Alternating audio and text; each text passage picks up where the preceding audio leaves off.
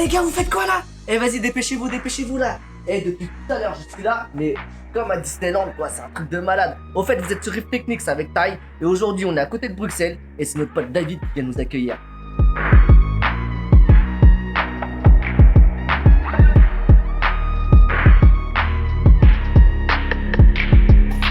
Salut David. Salut Tai. Écoute, je vais te laisser te présenter déjà en premier lieu parce que là je suis devant un bac de malade et je sais même pas par où commencer, donc je pense qu'on va commencer par toi. Bah voilà, écoute, aujourd'hui, bon, comme tu peux le voir, je suis un passionné maintenant de récifal. Ouais. Je suis passé un peu par toutes les étapes, surtout en eau douce. Donc, faut savoir que j'ai travaillé dans une animalerie et je travaille toujours en tant que gérant. Super. J'ai touché à l'eau douce, donc j'ai commencé un peu comme tout le monde, poisson rouge, ça a été des crevettes, ça a été des scalaires, des guppies, puis des discus, et j'avais chaque fois besoin d'un challenge. Ok. Et ça me manquait aussi de couleur. Et petit à petit, voilà, il y a 7 ans, je me suis lancé dans le récifal avec un petit bac, anémone, poisson clown et autres. Et petit à petit, j'ai voulu monter de niveau et chaque fois aller dans le plus dur et me mettre un objectif. Et aujourd'hui, bah voilà, je te présente mon bac qui fait 1500 litres, 1500 litres Ouais. net. Net. C'est ouf. Pour 2000 bruts. Et donc voilà, séparé en cascade. Pourquoi en cascade? Parce que je me suis inspiré du coup d'un bac à plantes qu'on peut trouver dans les magasins. Ouais, présentoir que vous avez. Voilà. Et donc voilà, et ça me permet aussi, en fait je voulais plusieurs bacs, je voulais un bac SPS, un bac EPS et du mou, parce que je fais aussi cette passion là avec ma compagne. Ok. Et elle était encore assez attirée par les mous, donc on s'est dit pourquoi pas faire un bac en 3.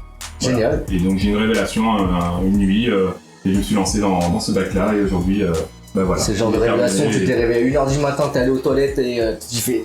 Moi, je vais le mettre en œuvre. Voilà, j'ai pas dormi la nuit et je suis parti chez un ami qui tient un magasin et je lui ai dit voilà, je veux ça, est-ce que c'est possible? Il m'a dit tout est possible. Et donc voilà, je suis très content de ce bac. C'est plus ou moins chalorif. Donc heureusement je suis grand, je vois plus facilement bien dessus. Ouais. Mais donc voilà. Non, franchement là la taille elle est complètement adaptée et pour le coup, est-ce que tu peux me dire s'il y a une différence entre les trois cuves justement, même si elles sont reliées entre guillemets? Alors oui, ici c'est un bac plutôt SPS, donc on va pousser l'éclairage un peu plus fort et un brassage aussi un peu plus fort. Et donc comme on voit ici, l'arrivée d'eau arrive, donc ça m'aide aussi à avoir plus de brassage. Ouais. On passe après ensuite sur le LPS auquel on a plus de bleu et moins de brassage. D'accord. Donc voilà, et alors le dernier bac c'est un peu pour mes mous, mais aussi aujourd'hui ça me sert pour les nouveaux arrivants. Donc si jamais je vois que c'est pas très bien, si jamais je les traite mais qu'il y a encore un parasite dessus, tout reste dans ce bac là et au pire ça part dans la décante et ça part et c'est fini. Ok, génial. Voilà. Donc ici on part sur tout ce qui est SPS, Acropora, Montipora, il me semble. Donc, du coup je vais te laisser présenter cette partie là en vivant. Parce que c'est quand même, c'est quand même assez fou tout ce qu'il y a quoi. Voilà, bah écoute, moi je cherche pas une pièce spécifique, j'aime bien juste la variété et les couleurs. Donc ici on a vraiment le coin Acropora. Ok. On peut trouver du Millipora Sunset, on peut trouver du Walt Disney, on peut trouver du Red Planet, on peut trouver un peu de tout en fait. Tout ce qui est flashy et high-end, petit cœur qui va avec et donc voilà. Et en fait moi mon but c'est pas, c'est d'avoir pas mal de coraux, mais surtout c'est l'élevage. J'adore. Ok. J'adore fraguer et refaire pousser et petit à petit pourquoi pas voir avec des amis pour faire des échanges, faire des sauvegardes et autres. Et donc voilà, ça fait quelques années où j'ai fait quelques connaissances avec des bons amis aujourd'hui. Et on s'échange ainsi de suite intéressant, ouais. nos boutures. Et donc dans ce coin-là, tu as plutôt tout ce qui est Montipora. Et Montipora, je suis assez fan. Ah ouais, ma copine aussi. Et du coup, donc voilà, on a quand même une sacrée belle sélection aujourd'hui. On peut vraiment trouver aussi du Sunset, on peut trouver du Grafted, voilà, il y a du Grinch. On a aussi le petit coin Acantastrea. Ok. On peut aussi trouver du classique comme du Montipora rouge et vert. Alors toi, t'as classé tes Acantastrea dans le coin SPS. Voilà, en fait j'ai remarqué que les plus classiques, donc les verts, rouges, les plus communs, préfèrent être ici que sous bleu. Voilà. Ok. Et ils sont beaucoup plus gros, plus ouverts que les autres par exemple. Génial. Et comme ils se plaisent mieux ici, je les laisse ici. Ah, c'est une bonne info ça. Voilà, ici c'est ça qui est cool, c'est que Enfin voilà, j'ai un seul bac, mais comme il est divisé en trois avec 3 types de parmes différents par rapport à éclairage et brassage, je peux m'amuser à échanger. C'est complètement ça. Des fois, j'ai un Acropora ou un LPS qui rentre, je le coupe en deux et alors je peux voir de quel point il aime. Ouais. Et alors le placer après par là. Super. Donc ensuite, après, en population de piscicole, qu'est-ce qu'on a? Alors ici, on a vraiment un peu de tout. J'aime bien la variété, tant que ça reste reef safe. J'adore vraiment de tout. Maintenant, en poisson aussi, en général, je suis moins poisson. J'en ai mis parce que ça me permet aussi d'avoir un peu de nitrate dans le bac. Okay. Mais je suis moins poisson. Moi, c'est vraiment les coraux qui m'intéressent le plus. Maintenant, voilà, il y a un bandantias qui est là-bas, on a un scopar, on a un flav ici. On a aussi un xanthorum, on a un hépatus, on a des magnificas, on a plusieurs couples de clowns, on a des mandarins, on a vraiment pas mal. Ouais, on a des gramaloreto, on a la cava. Voilà, mais ça reste vraiment en petite quantité juste pour pouvoir polluer le bac. Okay. Et sans plus, voilà. Ouais, parce que donner un petit peu de mouvement aussi dans les cuves. Dans les cuves, voilà. Et surtout parce que ici mes coraux ne sont pas collés, donc c'est bêtement posé. Okay. Et si j'ai trop de poissons, le problème c'est que tout se bouscule et à force ça peut se coucher. Et quand tu vois que juste un escargot, ça peut te faire partir un accro dans un autre accro et après il s'entretue un peu. C'est un peu compliqué, c'est sûr qu'il vaut mieux sécuriser quoi. Voilà, j'ai eu le cas avec 2 acanthes SPA, un escargot est venu, les a poussés, ça s'est touché et se sont brûlés. Ouais. C'est le risque qu'il peut avoir. C'est sûr. Donc ensuite on passe sur la deuxième partie, c'est ça? Alors, la deuxième partie, c'est mon préféré, c'est les LPS, les Ophilia principalement. C'était vraiment ma première passion, on va dire, c'est les LPS. Ouais. Et surtout les Ophilia. D'ailleurs, petit à petit, je commence à me faire connaître sur les réseaux par rapport à ça. Bien sûr, et c'est d'ailleurs comme ça qu'on a commencé à s'échanger, voilà. Justement, à échanger sur le net, parce que justement, je suis un dingue de filia, t'es un dingue de filia, et exactement. Et on a pas mal échangé. Et aujourd'hui, j'ai plus ou moins, on va dire, une petite cinquantaine de souches différentes, que ce soit de l'Ancora, du Parancora, du Glab, du Divisia, Paradivisia, voilà, j'ai vraiment de tout. Encore une fois, c'est au coup de cœur, donc dès que je vais dans un magasin qu'il y en a une que je n'ai pas et qui m'attire, j'achète. Super. Voilà. Et là-bas, donc là-bas, t'éclaires un peu plus bleu, c'est ça? Voilà. Et le brassage, il est assuré comment? Alors le brassage, ça c'est un casse-tête. Donc là maintenant je tourne avec une Reef Wave 45 et je tourne très léger. Okay. L'avantage du coup avec le bac en cascade, c'est que ça ramène un petit peu de brassage en plus. Donc ça va légèrement brasser les Ophilia, mais sans plus. Mais effectivement, ils n'aiment pas trop ça, donc je brasse très peu ce bac-là, juste assez pour... c'est vrai que normalement, quand les pompes de remontée, elles sont en fonction, t'as l'eau qui part carrément à ras de la vitre qui est là-bas, et après ça redescend en cascade, donc l'eau est oxygénée, ça donne un brassage aussi, et ça refait la même chose dans le troisième bac, c'est ça? Exactement. Voilà, ça faisait partie de mon projet en me disant que bon, je vais pas utiliser 36 000 pompes de brassage, et que c'était au final un bon système pour brasser, pour séparer mes bacs, pour avoir au final 3 bacs en un. C'est super bien pensé. Donc voilà, au final ça donne ceci et j'en suis très content. Maintenant, le petit défaut qu'on pourrait trouver, c'est le seul petit défaut pour moi, c'est parfois les déchets accumulent dans un coin. Mais voilà, j'ai pu mettre 3 petites pompes de brassage à gauche, à droite, juste en dessous, très léger, ça me fait remonter et voilà, le problème est réglé. Et aujourd'hui, tout tourne à merveille et surtout, pourquoi un grand bac comme ça, c'est la stabilité. J'avais des petits bacs avant et c'était tout le temps instable, j'ai perdais des coraux. Et je pense que quand on est passionné de coraux, on a du mal à les perdre et ça fait très mal au cœur. Ça fait mal au cœur, ouais. Voilà, même si ça pousse d'un autre côté, qu'on perd d'un autre côté, voilà, je voulais absolument pas les perdre et du coup on s'est dit pourquoi pas faire un grand bac, c'est plus stable et effectivement c'est très stable.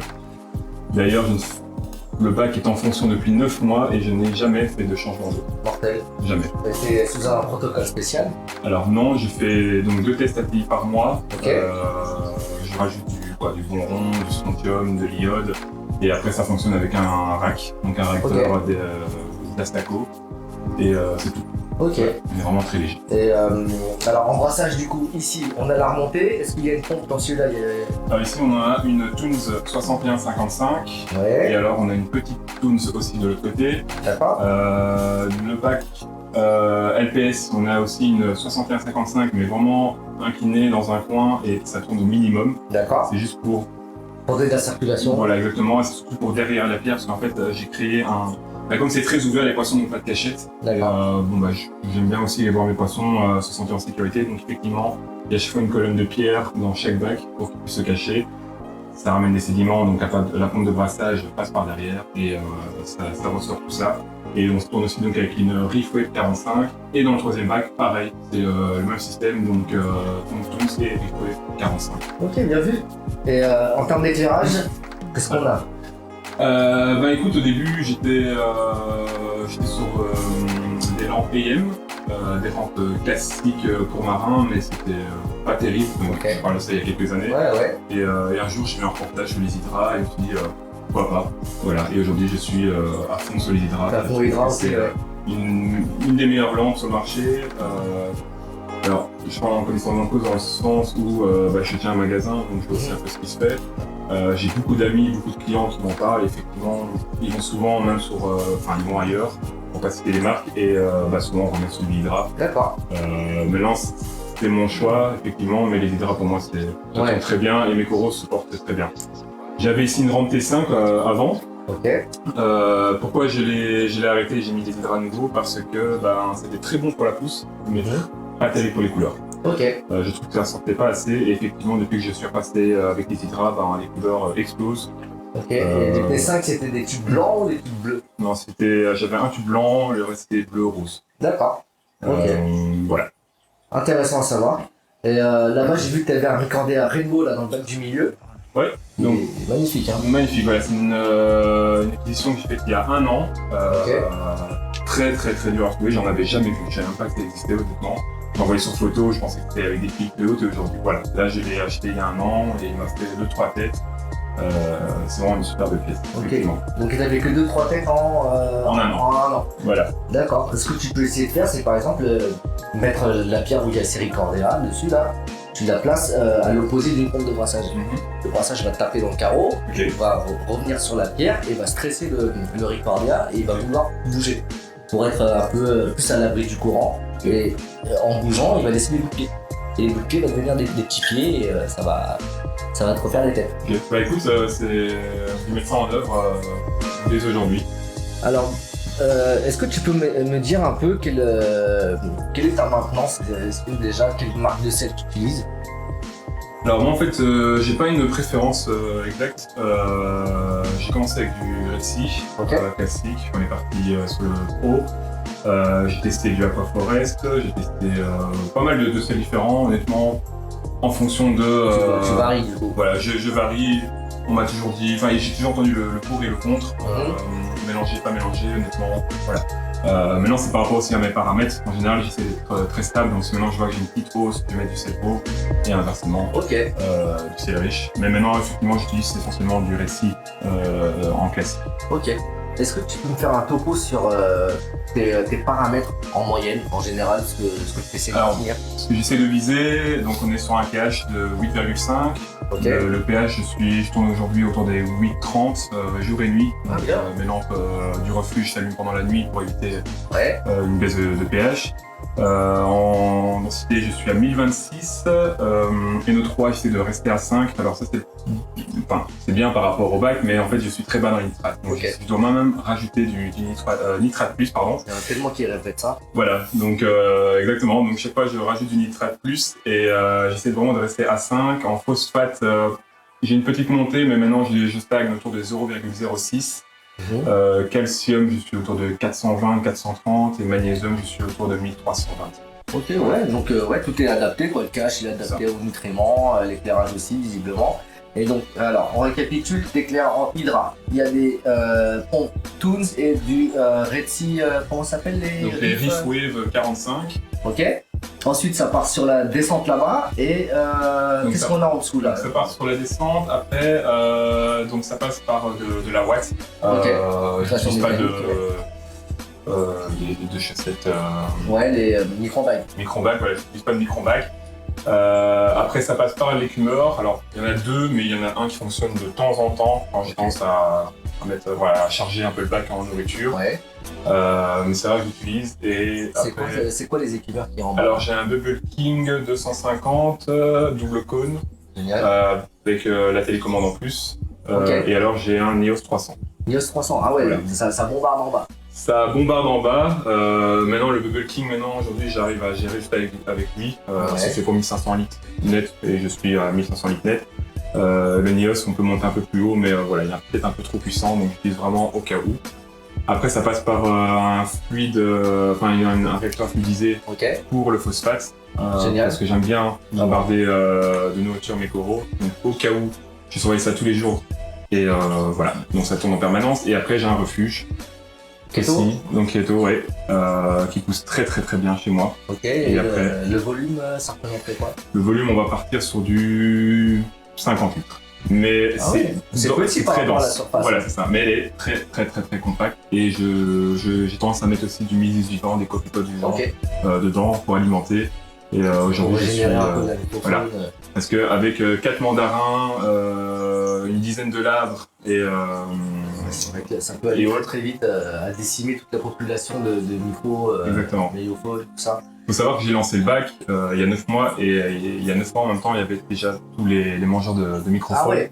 Donc voilà, heureusement les pierres étaient déjà bien colonisées et voilà, de temps en temps je fais des bactéries, je donne pas mal de phytoplancton aussi donc pour alimenter et avec la keto voilà.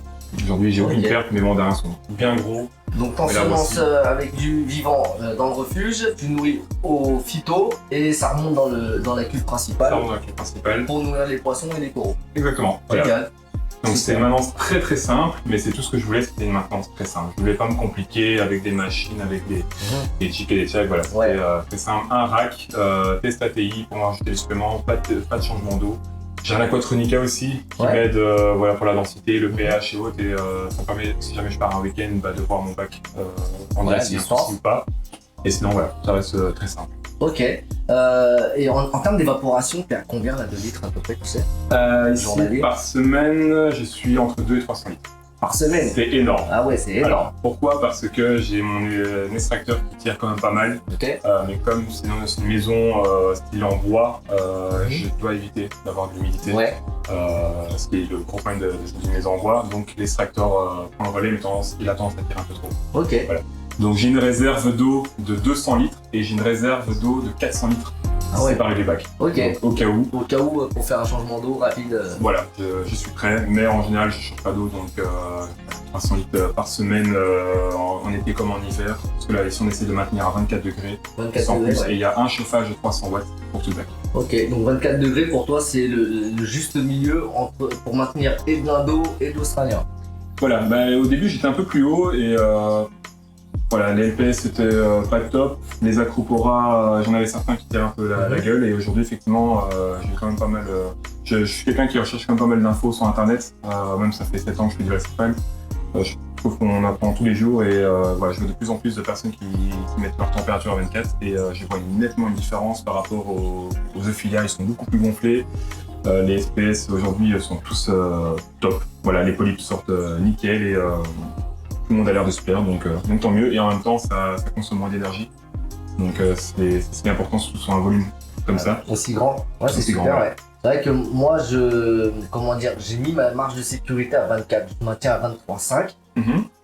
Pour les Australiens, et, enfin, pour moi, c'est le juste milieu où il ne faut pas dépasser 24 pour les Australiens. Et c'est vrai qu'à partir du moment où ça passe 24,1, j'ai ventilo qui se déclenche et si ça monte plus haut, après, ça part sur le coup de froid. Ouais. Et l'osmosée, tu la prépares comment du coup? Qu'est-ce que tu as comme... Alors j'ai un aquamédic classique, hein, donc il fonctionne avec 3 parties. C'est le platinium. Le platinium, plus. Et ici j'ai la chance, c'est qu'on a une eau de bonne qualité. Il paraît qu'en Belgique on a une eau pas trop mal, il y en a qui tournent à l'eau de robinet chez vous. Voilà, moi je ne serais pas, mais en tout cas on a une eau de très bonne qualité et voilà, elle est filtrée. Tu rentres à combien de ppm en entrée, tu sais? Si, je suis à 0. En entrée? Je suis quasi à 0, ouais. J'ai jamais testé, mais j'ai un ami qui avait une fois testé chez lui, il était quasi à 0. C'est fou. Donc ouais, on est vraiment très bien. Et ici, je peux tirer entre 10 et 20 000 litres avant de commencer à changer mes résines. Ah ouais, c'est dingue, hein. Voilà. C'est dingue. Donc il y a quand même une sacrée économie. Très grosse économie que d'aller chercher mes bidons comme à l'époque. Chez ton revendeur. Ouais, exactement. Ah, génial. Bah du coup, quand tu fragues, tu fragues comment tu utilises quoi comme appareil? Alors j'ai une scie, Griffon. Ok. Donc, voilà. Scie à eau? Ouais, exactement. Et en fait, j'ai investi ça il y a 2 ans parce que, encore une fois, mon but, c'est pas la revendre, c'est juste de fraguer. Ok. J'adore ça, en fait, j'adore voir l'évolution du corail pousser. Ma compagne, pareil, elle est biologiste et du coup, elle a étudié ça aussi un petit peu et du coup, c'est quelque chose en commun qu'on s'est mis et alors on a investi dans une scie pour faire des découpes propres et nettes et aujourd'hui, ça m'aide beaucoup. Super. Donc est-ce que tu aurais un conseil à apporter à un jeune qui arriverait, qui te ferait David, j'aimerais bien faire du récipal? La patience. Ouais. La patience et puis être certain que, comme Vino disait dans une de ses vidéos, enfin dans la dernière vidéo, c'est un projet, j'ai envie de dire, pour la vie. Les coraux, en fait, il n'y a pas vraiment d'âge, ça peut vivre très très longtemps. C'est un sacré coup et une grande...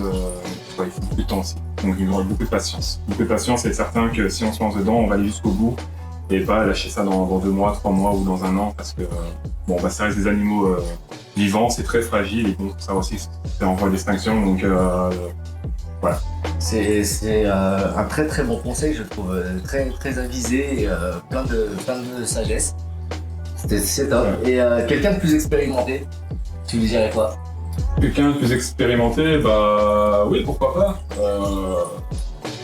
Et moi je pars du principe que malheureusement le réchauffement climatique va faire beaucoup de dégâts encore et que je pense qu'aujourd'hui, dans 50 ans, on aura plus de chances d'avoir des coraux dans nos bacs que dans les océans. Donc au plus il y a des professionnels et des gens expérimentés qui vont se lancer, au plus on va essayer de maintenir cet animal-là. La préserver et c'est quelque chose de magnifique. Je suis tombé dedans il y a 7 ans et aujourd'hui je peux plus m'en lasser quoi. Je suis vraiment un accro, je dors, je vis pour les coraux et voilà, tout tourne autour de ça aujourd'hui. Ouais, c'est cool. Et alors, est-ce que tu pourrais nous donner une petite astuce, genre ton petit secret pour maintenir tout ça, genre le truc que tu sais que ça marche et que voilà, si tu relances un autre bac, tu auras toujours ce petit secret-là que tu vas mettre en avant. Bah, aujourd'hui, si je dois relancer un bac, ça va être surtout sur le volume. Le problème, c'est que si on lance un bac de 100, 200, 300 litres, et qu'on veut... Alors, je viens, un débutant, on va commencer avec un petit bac, mais le souci avec le récipal, c'est qu'on est très vite accro. On veut très vite alimenter en coraux, on voit beaucoup de belles pièces à gauche, à droite, et au final, on veut s'agrandir très vite. Et avec 100, 200 litres, c'est délicat. Donc moi, je dirais plutôt, ça va être l'espace du bac et surtout savoir ce qu'on veut mettre dedans, ce qu'on veut obtenir. Donc prévoir son projet en avance voilà, après j'ai pas forcément plus de... Génial. Bah écoute, hein, on a toutes les infos qu'il faut. Je pense que là on a bien fait le tour. Bah, écoute, je te remercie beaucoup pour ta visite. Avec plaisir. Et puis on se revoit bientôt et puis on continue de parler comme d'habitude. Quand tu veux. Ah ouais. Salut.